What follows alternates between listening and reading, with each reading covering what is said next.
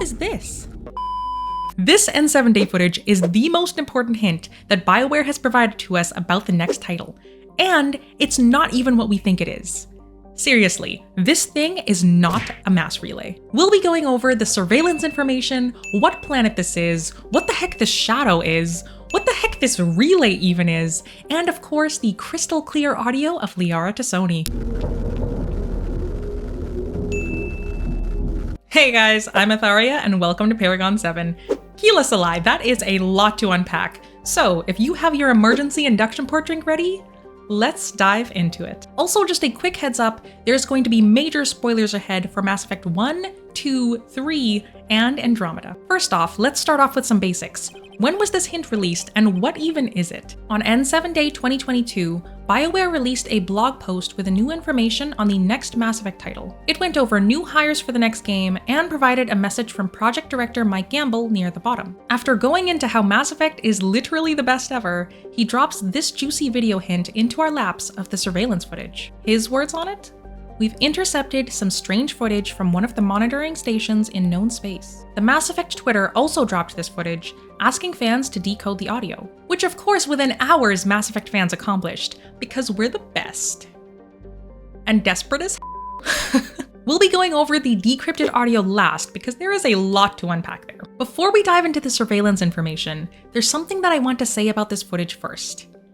Everything in here is extremely important and significant. If you've watched any of my past videos on the other concept art Bioware has released, you'll know that there was a ton of speculation and guesswork involved. But the fact that they got Ali Hillis to voice Liara for the audio tells you that this is extremely legit. And they purposefully told fans to go over every aspect of this footage.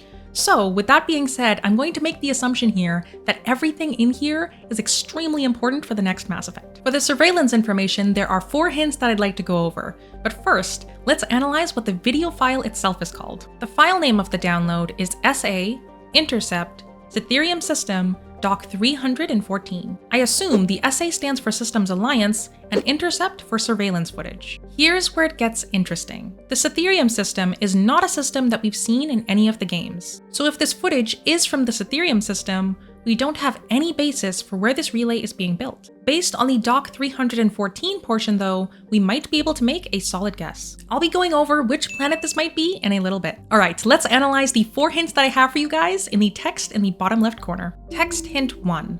Vacuum Dock Relay Construction Record. Pretty straightforward, this is most likely footage of the construction of a relay of some sort. And I say of some sort and not construction of a mass relay because director Mike Gamble has already shot down that theory. Shinobi602 on Twitter floated the idea of the relay designation being Mass Relay 7. But Gamble pointed out that that speculation was wrong. Keep that in mind as we go through this. I'm going to skip over this section of the text here that says monitoring station operated by Green Dagger Limited and property of Deep Space DAO SAV, because I don't personally know these 2 companies/entities. If anyone has any theories on them, feel free to comment down below. Text hint 2. The ship captain's name of Sab Navark Soa Rai Zillion Jones. There has been speculation that this name is inherently Quarian, and I agree. The interesting part of this name is their surname of Zillion Jones. That part seems inherently human. I'm going to speculate that this ship captain is a Quarian that either partnered with a human or has been adopted by a human family. Either way, pretty dang awesome. Moving on to text hint 3, which is very exciting. The date listed on this section over here. It reads 11/07/90. Obviously, the first part is November 7th. Well played, Bioware. But the year itself is a bit more arbitrary. The speculation I've seen with regards to a date for the next game ranges from 4 to 600 years in the future. Based on this hint, I'm leaning towards 4 years, with this date teasing 2190. In a couple of my last videos, I've gone over the return of potential squad mates from the original Normandy crew, and the branding of shops like Solar Electronics. Both of those ideas, coupled with this date, solidifies the 2190 date being more likely in my opinion. Which is super exciting, because that makes it even more likely for squad mates from the original trilogy to return for the next title. Text hint 4, SA 314. And there's that number again. 314. The SA probably stands for Systems Alliance, which does make it interesting that a Quarian is the ship captain. I assume that the vantage point we have is from a camera of a ship similar to the ones we see hanging out by the relay. So if a Quarian is captaining a Systems Alliance ship, we have to ask ourselves, why? My speculation is that since Quarians are known for creating and maintaining the migrant fleet, having one in charge of managing the building or monitoring of a relay does make sense. And humans have worked in the past with the Turians to construct the Normandy, so they don't have any issues with deferring to other races with better expertise. But let's analyze the number here of 314. This number is important in the Mass Effect universe because of Relay 314, an unactivated relay that humans attempted to activate, but in doing so drew the attention of nearby Turians, which kickstarted the First Contact War. So maybe this is Relay 314?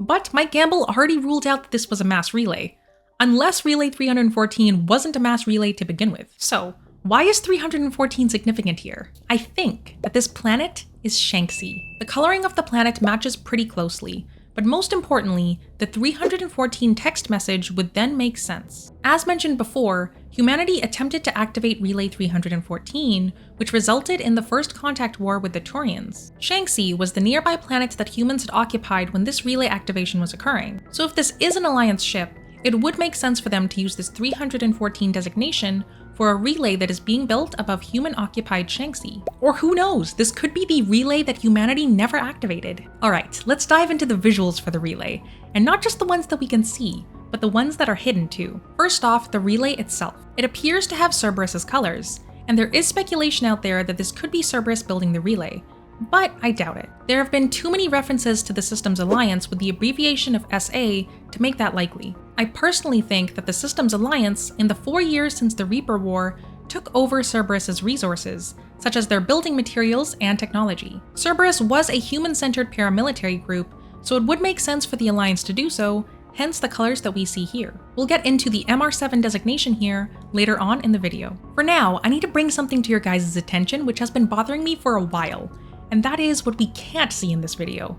Here, I'll show you what I mean. There are shadows of ships all over the relay, like this one over on the left. That ship's shadow is clearly outlined and matches the shape of the ship. But there is a shadow here that doesn't match any ship in the area, and that is right over here. What the heck is this thing? The two ships above do not match this shadow at all, even if you somehow combine them both. And we can't even see the shadow of this little guy. So what the f is going on? Wait a second, I think I've seen this somewhere. Holy crap, I think I know what this is. This shadow kinda matches the Mudskipper we've seen in the N7 Day 2020 picture and in the teaser trailer. The main part that matches is the vertical antenna here and the general shape. The guns, however, aren't visible in the shadow, but depending on the angle of the Mudskipper or if the guns are retractable, it might not be important. This is huge because we can't see the Mudskipper at all, but we can still see its shadow. This would imply that it has stealth capabilities of literally going invisible. Based on the angle of the other shadows, the Mudskipper would be over here, but we can't see it anywhere, so it's invisible. I'm not entirely sure why something of this structure and size would need stealth capabilities, but this shadow over here is very weird. The main reason that I do think this is the Mudskipper though?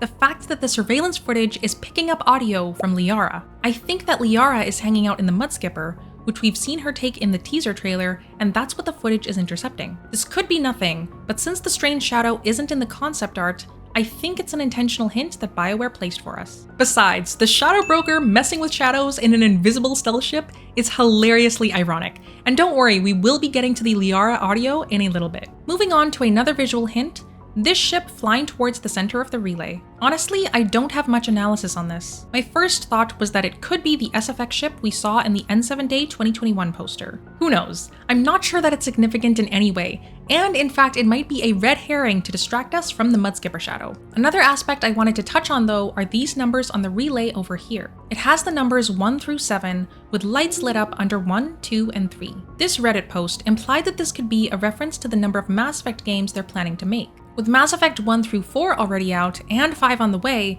it would imply that Bioware is setting up for another trilogy. I'm not sure I buy this theory though. Mac Walters, a longtime writer for Mass Effect who left Bioware, recently commented that he wasn't aware of Bioware planning anything like a future trilogy. Feels like a weird thing for him to outright dismiss unless he was fairly confident in the direction Mass Effect was going before he left. He's quoted as saying, "I don't think we've ever talked about that again.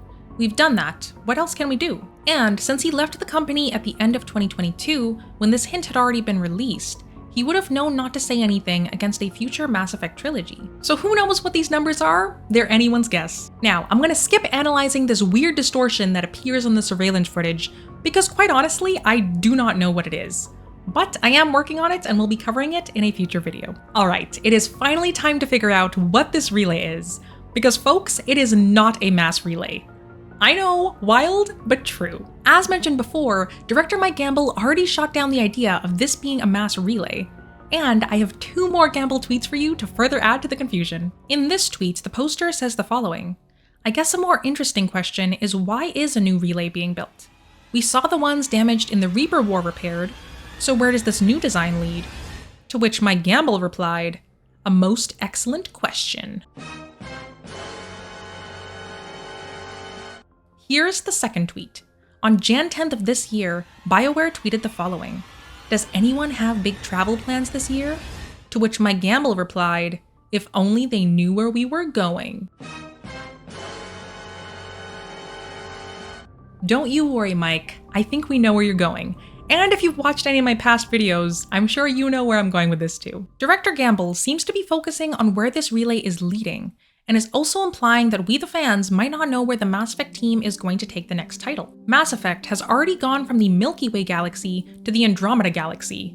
What could be crazier than that? Well, I know something crazier than that. The relay that humanity is building leads to a different universe.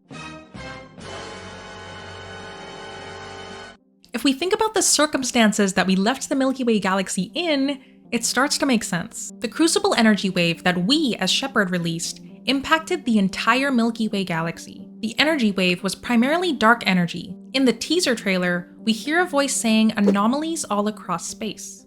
Anomaly readings all across space. Anomaly readings all across space.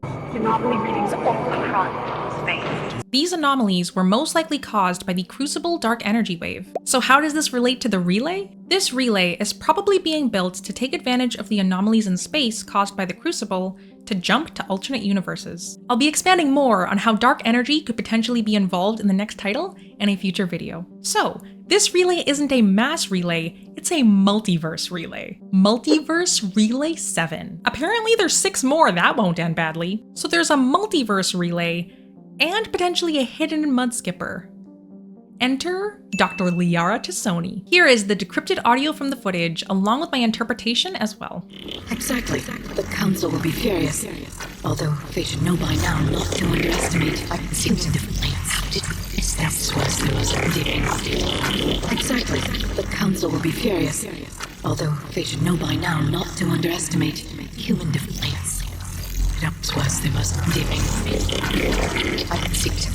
So Liara presumably missed the construction of this relay. I'm sure she was trying to prevent Galaxy War 2.0 or something. And she thinks that whatever humanity is working on here will make the Council mad. I mean, just existing makes the Council mad on most days, so not saying much. I assume that the last part where Liara says it always was their most endearing trait refers to the human defiance that she mentioned earlier. Which again, not wrong. So, what does this all mean? Liara, with her position as the Shadow Broker, not knowing about the construction of this relay is surprising to say the least. So humanity was really trying to keep this relay under wraps, and I guess was somewhat successful in doing so. The Council being mad at humanity also checks out, since if humans are messing with the newfound anomalies in space, it would mess with the Council's rules of not messing with new discoveries until they've spent at least 17 meetings deciding what to do first. But there's also something super weird about this audio.